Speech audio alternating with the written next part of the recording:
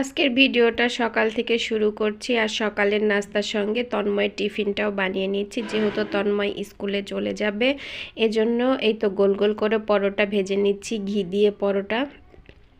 আর ঘি দিয়ে পরোটাটা তন্ময় অনেক পছন্দ করে। মাঝে মাঝে ঘি দিয়ে পরোটা ভেজে দিই, যখন এক কথায় ঘি থাকে। সবসময় তো আর ঘি থাকে না। এই তো তন্ময় টিফিনটা রেডি করে নিয়েছি। এই বক্সের মুখটা লাগানো এবং খোলা নিয়ে আজকে আমার একটা নাজেহাল একটা অবস্থা হয়ে গেছে। এই বক্সের মুখটা যে আমি কতবার লাগাইতে গেছি কিন্তু ঠিক করে লাগাইতে পারি নাই, এমনটা কখনোই হয় না। অনেক চেষ্টার পরে ফাইনালি বক্সের মুখটা লাগাইতে পারছি এবং খোলার সময় সেম একই অবস্থাটাই হয়েছে। এই তো টেবিলে চলে আসলাম মা ছেলে নাস্তা খাওয়ার জন্য। আর তন্ময় চা দিয়ে পরোটা দিয়ে খাচ্ছে, আর আমি এই তো বাসি তরকারি দিয়ে একটা পরোটা দিয়ে খাবো সকালে। তন্ময় এখন খেয়ে দিয়ে স্কুলে চলে যাবে, আর ওকে আমি একটু সাধতেছিলাম যে একটু সবজি দিয়ে পরোটা খাওয়ার জন্য। ও একদমই সবজি পছন্দও করে না, খেতেও চায় না। দেখেন মুখটা কেমন ভেসকাইতেছে।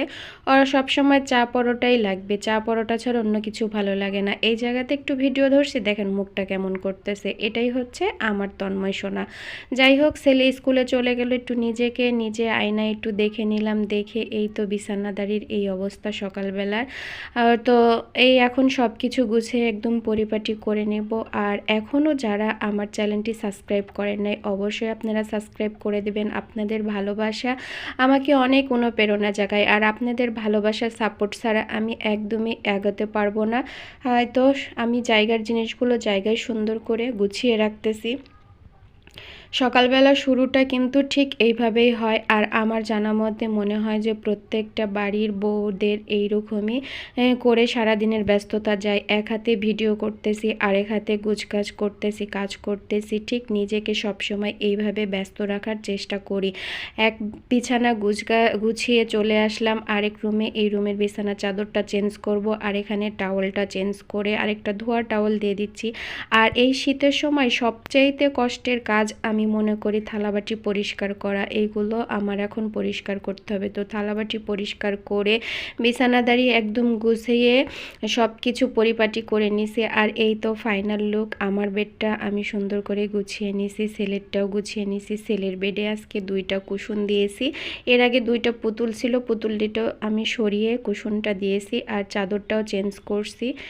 দেখতেও খুব ভাল লাগছে। যাই হোক, রান্নাঘরে চলে আসলাম। রান্নাঘরটা একদম পরিপাটি করে নিয়েছি। রান্নাঘরে এখনও রান্না করতে যেতে পারিনি। কি রান্না করব ভেবে পাচ্ছি না, যেহেতু বাহিরে অনেক ঠান্ডা, শীত স্যাঁতস্যাঁতে একটা অবস্থা। তন্ময় স্কুল থেকে চলে আসছে, চলে আসার পরে এই টিফিন বাটির মুখটা খোলা নিয়ে আবার একই রকম যুদ্ধ হচ্ছে। আমি অনেকক্ষণ চেষ্টা করার পরে এক সাইড একটু ফাঁকা হয়েছে, তারপরে তন্ময় ফাইনালি খুলে দিল। আর এই তো ঝটপট একটা খিচুড়ি করে নিলাম একটু নরম নরম করে।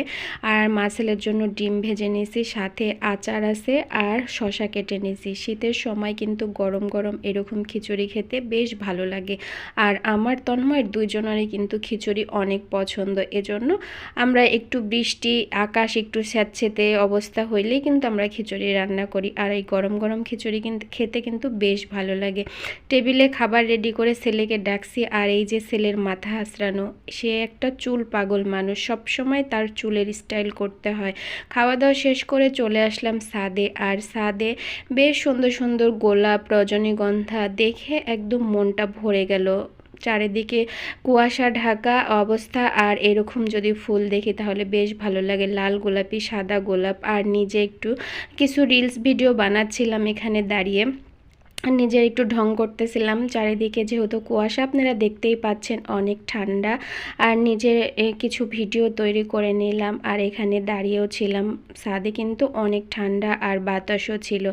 আর এই তো মা ছেলে কোথায় যাচ্ছি আর হুট করে কেনই সন্ধ্যার পরে বাইরে বের হলাম, এটা দেখতে হলে নেক্সট ভিডিওতে অবশ্যই আপনারা চোখ রাখবেন। আর নেক্সট ভিডিওতে আপনাদেরকে বলবো আমরা কোথায় গেলাম। আল্লাহ হাফেজ।